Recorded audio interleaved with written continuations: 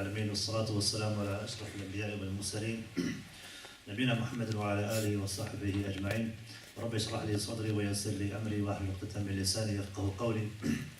Inshallah, today we're going to be talking about, as the brother mentioned, atheism. And in fact, this is a lesson or a talk which was part of a series of lectures which I've done in other places. And the idea behind these series of talks and lectures which I've delivered in other places, and the idea I think here was to do a couple, maybe inshallah in the future there may be more. The idea behind these lectures, behind these talks, was to cover common misconceptions in Islam, or things which bring about doubts to Muslims. So from this list of talks which the brothers decided to have me for, was this topic atheism, was also evolution, which will be done in 2 weeks' time, I believe. And there were also other topics which I've delivered in other places. For example, like slavery in Islam. There's many misconceptions and doubts about slavery and what does Islam say about slavery and so on and so forth. Also with regards to women's rights, animal rights, marriage in Islam from an Islamic perspective, and all these different types of issues which are very common today and we're exposed to. And so the aim and the idea and the intention and the objective behind these talks was to cover these misconceptions that people have, non-Muslims as well as Muslims, about Islam, about these specific topics related to Islam. And the reason why these are so important is because when you live in a country which isn't predominantly Muslim and isn't predominantly Islamic, and the religion isn't Islam, you're going to be coming across and you're going to be interacting and mixing with people of other faiths, and that's just the nature of things. So out on the street, in school, in university, in your workplace, you'll be meeting people who are from different faiths. And as a result of this, ideas will be exchanged. And people will have different opinions about everything.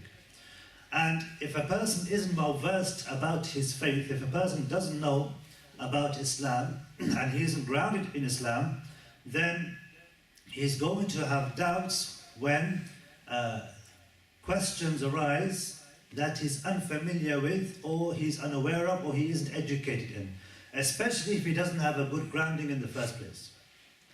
And one of the problems, or one of the reasons behind this problem, I think, is due to the way we have these communities in this country, predominantly, mostly.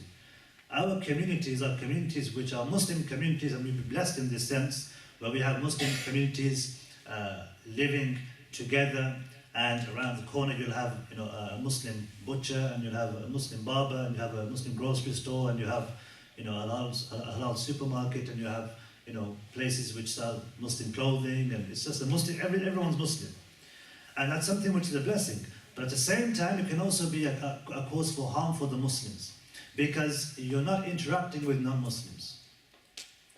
And when you don't interact with non-Muslims, when you're living in a non-Muslim country, then when you do end up mixing with them, you don't know how to interact.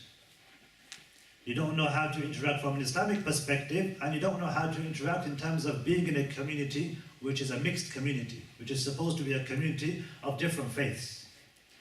And that's a problem, because when you don't know how to interact with people of other faiths, you're either going to misrepresent Islam, or you're going to distort Islam, or you're going to harm Islam and the Muslims. And this is what's happened. So when we see the rise of Islamophobia, it's partly down to the media and so on and so forth, but we can't excuse ourselves. Because when we don't mix with non-Muslims and talk to them, and of course there has to be a balance in this situation, but when we don't interact with non-Muslims and give them a good impression of Islam, they'll become suspicious. And this is why you'll get documentaries which talk about undercover mosques, where people go into mosques with secret cameras and they're filming everything, when they don't need to film anything. They could just come in without filming anything and they're welcome to enter. But why do they come in with cameras? Because there's this idea of suspicion, that what are these Muslims doing in their own communities, in their own mosques, in these buildings? What's going on? Because there's a level of, there's this distance, there's this alienation, And so when there's this distance and when there's this mistrust, it breeds mistrust, and it also breeds a suspicion. And then you don't trust one another. And on our part, when we try to give da'wah, we struggle then. Because we're not experienced in giving da'wah in this way, because we don't interact with non-Muslims in the first place. And long term, this can be harmful, if not to us, then to our children. So this is one of the reasons why I felt like Muslims are lacking when it comes to these types of ideas or these types of discussions. When these ideas are put forward, we don't know how to respond because we've never experienced these types of things. We've never heard these types of questions. And when we do, we either tend to ignore them, or the opposite may be the case, where we listen and we start to have doubts and people end up leaving Islam. And maybe we know people, either directly or indirectly, who have these doubts about Islam, about the existence of God, about other things, women's rights, or whatever the case may be, violence in Islam. And as a result of those doubts, they end up leaving all of Islam. And what's interesting about this phenomena, or this situation of a person leaving Islam because of doubts he has, it's something which doesn't make any sense. Because a person, if he has doubts, he should clarify those doubts. And he shouldn't remove something which, he shouldn't remove all those blessings that Islam comes with. And this is why in Islam there's a very important principle, which is al-yaqeen la yazulu bi-shak. Certainty isn't removed by doubt. So for example, we use this in prayer. For example, if a person doesn't know whether he's prayed 3 rak'ahs or 4 rak'ahs, we use this principle. If you don't know how many rak'ahs you prayed, whether it's 3 or 4, what do? Such as sahw, but how many rak'ahs do you pray? Only sujood. Just to sujood? What about the 3 or 4 rak'ahs? What do? You add an extra. You add an extra one. Because you either prayed 3 or you prayed 4. But you're positive, you're sure you prayed at least 3. Al-yaqeen la yazulu bi-shak. Certainty isn't removed by doubt. And even if you did end up praying 5, because you forgot, and you bunya al-yaqeen, you look at what you're sure of, then you're not sinful. Because you looked at what you were certain of, which was that at least you prayed 3. Same thing with tawaf, and lots of other things. If you're unsure whether you prayed 6, whether you did 6 circuits or 7 circuits around the Kaaba, you tubna al-yaqeen. You look at what you're certain of, which is at least that you did 6, and then you do another one. Now, this principle could also be applied with a person who has doubts about Islam. Because if a person is sure that a creator exists, and that Muhammad ﷺ is his messenger, and that Islam and the Quran is the truth, and that he follows the Quran and he believes it's the speech of Allah subhanahu wa ta'ala, and he believes in these basic things about Islam, then he has some doubts about, for example, women's rights. Or he has some doubts, some questions which came to him, which brought about doubts to do with his aqidah. And then as a result of those doubts, what does he do? He gets rid of all of the blessings, all of the khair, all of the good of Islam, and he ends up leaving all of Islam just because of one doubt. Now logically that doesn't make sense. Nobody would, if anybody had any doubt in something, okay, he wouldn't discredit the whole thing. Whether it's something to do with religion or anything else. You would question, you would ask, and you would, try to search for the answer. So when somebody has doubts about Islam, it doesn't make any sense. Logically, an intelligent person wouldn't think just because of this one single doubt that he had, or a few doubts that he had, that now all of Islam, all the blessing of Islam, all the things which Islam encourages about feeding the poor and taking care of the elderly and taking care of one's neighbors and not harming any individual and so on and so forth, all of those things now aren't applicable anymore. All of those things and all of the benefit, all of the khair is gone. So it doesn't make sense. It doesn't make sense from a logical perspective. So as Muslims, when we do come across these types of doubts, the basic principle is that a person tries to understand and tries to find out what the correct answer is and what Islam says about those doubts which he has. Because we have to understand, when we have doubts about Islam, the problem isn't with Islam. The problem is with us. Because Allah subhanahu wa ta'ala, He tells us, وَخُلِقَ الْإِنسَانُ ضَعِيفًا. Man has been created weak. When we have doubts about Islam, where is Islam from? Islam is from Allah. الْيَوْمَ أَكْمَلْتُ لَكُمْ دِينَكُمْ. Today I have completed for you your religion. So Islam is from Allah. Anything from Allah is perfect. There's no way something can be mistaken or there can be an error if it's from Allah subhanahu wa ta'ala. Us, on the other hand, as human beings, it's in our nature for us to make mistakes, for us to forget, and for our knowledge to be limited. We don't know everything. So when we have doubts about Islam, it must be something to do with our own deficiencies as human beings. There can't be nothing wrong with Islam because we believe Islam is from Allah. So what's the other logical alternative? That there's doubts or there's problems with our intelligence, that we don't understand something, that we're not aware of something which obviously Allah subhanahu wa ta'ala is aware of, because Allah is all aware, and Allah is all knowing, and Allah is all wise, and He's all powerful. So when we don't understand something about Islam, we shouldn't discredit Islam or any component of Islam if it genuinely is Islamic. If it genuinely is Islamic.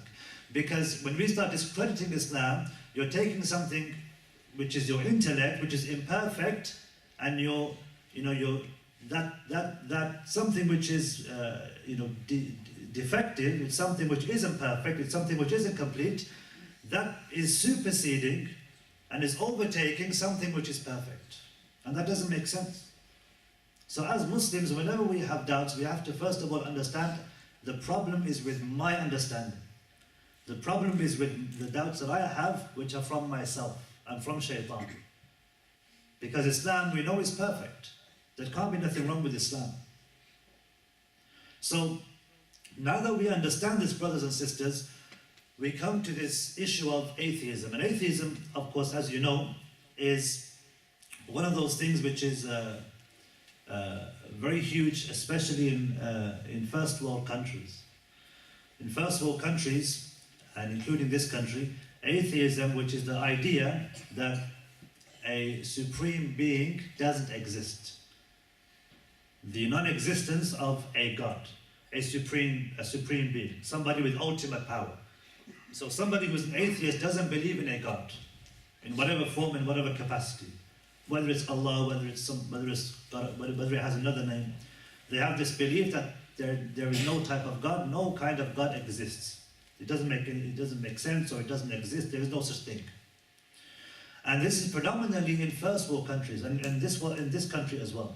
In fact, statistics show that over 50%, if I'm not mistaken, over 50% of people in this country now claim to be atheists. They don't believe in God. Over 50%. Which would basically mean that this country, it was debatable whether or not this country is actually a Christian country now. So officially it is a Christian country, but in terms of people and statistics and population, majority don't even believe in a God. So it's come to this extent, so it's not something which we should, shove under the carpet or just ignore or not discuss and not talk about. So when we realize and we understand how serious this topic is, and how rampant this topic is, and how anyone who considers himself to be a so-called free thinker or intelligent person or a person who believes in science has to be an atheist. It's basically something which attacks, it's something which is used to attack people who believe in a God, because they're accused of not believing in science. So the argument is made, if you believe in science, if you're an intellectual, if you're a learned person, if you studied, then you shouldn't believe in a God because it doesn't make any sense. That's the argument that's given. But in fact, it's the opposite, as we'll talk about inshallah. Because this topic, in fact, it's a very, very simple topic to discuss. It's not that complicated. But what ends up happening, like I said, is because we're not used to interacting with people of other faiths or of no faith, people who are atheists, we don't know how to respond, we don't know how to interact, we don't know how to carry the discussions. And so they'll throw these kinds of questions to us, and we've never heard these questions, or we don't understand what the implications of these questions or how to respond, and so we end up getting stuck and we end up having these doubts and we don't know what to do and how to respond. So atheism, brothers and sisters, is something which has to be discussed. And in modern times, as I said, atheism is something rampant, and the numbers are increasing. And there are Muslims who are or ex-Muslims who are on YouTube, and maybe even people that we know directly or indirectly who were Muslim and now they're not Muslim and they start attacking Islam. And it always goes back to either these types of issues to do with atheism, or it goes back to issues they had, if you actually look into it, issues they had at home. Family issues, family problems, cultural issues. And so because of those problems that they had to do with culture, they mistake it for Islam, and so they end up leaving Islam. So, as I said, atheism is the idea of the non-existence of God. There is no supreme being, there is no creator, there is no all-powerful entity that created everything. And this movement started in the 18th century. So it's been around for about 300 years. And this in and of itself should make us think and reflect. Because if something has been around for only 300 years, and before this, every single community, every single civilization, every single nation in the past had some idea or some belief of a supreme being. Since the beginning of time, as time has gone on, no nation, no civilization, no community, regardless of faith, there was always this idea of some kind of supreme being, whether it was Greek gods or Roman gods, whether it was one god or three gods, whether it was Allah or whatever it was, whatever religion it was. There was always this idea of a supreme being, whether it was a spirit or something else. There was always this idea that there was a supreme being, a supreme entity, someone who created, somebody who has all power, somebody who can punish, and so on and so forth. So for people to now suggest, over the last 300 years, this new idea, and to claim that this must be correct, this must be right, just reeks of arrogance. Because you're basically saying, everyone who lived, for hundreds of thousands of years before us didn't know what they were talking about. And now we know because we're in the age of enlightenment. But if you actually think about it and reflect, this is quite an arrogant statement to have. To think that just because you have a specific belief, you have a certain idea, okay, you have a certain idea in your mind that's only been concocted over the last couple of 100 years or 300 years or so, that now your belief is superior and better than everyone who came before you. Thousands and thousands of years of people who are believing in God. Okay, not to mention, of course, Islam and the true religion of Islam and Tawheed and the oneness of Allah. To claim that this is now the correct way and that everybody else in the past was wrong, that's something which is quite an arrogant thing to say, an arrogant thing to do, an arrogant thing to believe. So that's the first thing. The fact that it was something recent. Before that, before 300 years, it was common for people to believe in a God, a supreme entity, a supreme being. And the Messenger of Allah ﷺ also mentioned in the hadith things which are related to atheism, which is interesting. And I wanted to mention that hadith, but before I mention the hadith, I wanted to mention some of the questions that atheists pose to people who believe in God. And the types of questions they pose, these types of questions are basically questions which try to play with a person's mind, try to bring doubts to a person's mind. And they're very philosophical kind of questions. And when a person hears these types of questions, he starts to have doubts. He starts to think to himself, this guy might be right. It might be true what he's saying. And one of those questions that they have is something which, as I said, the Messenger of Allah ﷺ also mentioned, and he talked about it in an indirect way. But they'll ask the question, if God created everything, then... Anybody heard this before? Who created God? Who created God? If God created everything, then who created God? And a person who doesn't understand, you'll think, you know what, that makes sense. I've never thought of it this way. And subhanAllah, if a person isn't principled in Islam, doesn't have strong roots in Islam, doesn't have a strong foundation in Islam, it's very easy for a person to become confused. But subhanAllah, it's something which is, it's common sense. And these types of questions you've heard. I've just heard many of you shout it out. So it's not something which is uncommon. And I use this all the time. Now imagine if a piece of paper was thrown right from the back, okay, onto this table. Okay? You would imagine, if this happened, what would you do? If you're standing here, if you're sitting here and a piece of paper came and it landed here, naturally what would you do? You turn around. Why would you turn around? Because you're thinking, and in your mind you're thinking, someone threw it. And if someone said to you, why are you turning around?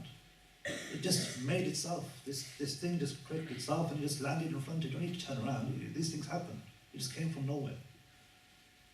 And this is the idea of cause and effect. How every single effect has a cause. So if I tip this bottle over now, okay, it was my actions which caused the bottle to tip over. Okay, if this bottle just tipped over by itself, okay, we could claim it was gin or something like this. Okay, but generally speaking, it wouldn't happen from a logical perspective. Okay, same thing, for example, with something coming in front of me, or whatever the case may be. Every single thing, even with the gin, in fact, it's still a cause. That's still a cause. There's this idea of cause and effect. For every single thing that happens, there's a cause. And the same is the case when we look at the world around us. So when we observe things, and people who are atheists, there's the believers of science. And of course, science is something that we use to understand the world around us. Science, when people say we believe in science, Muslims believe in science. It's like saying we believe in maths.